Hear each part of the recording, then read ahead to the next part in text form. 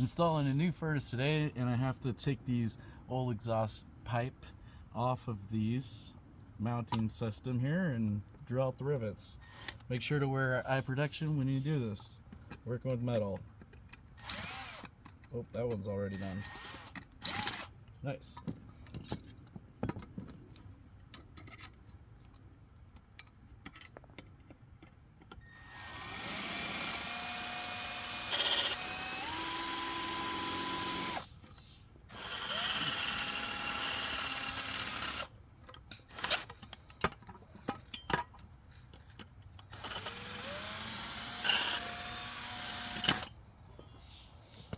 Nice. Then got the portholes there.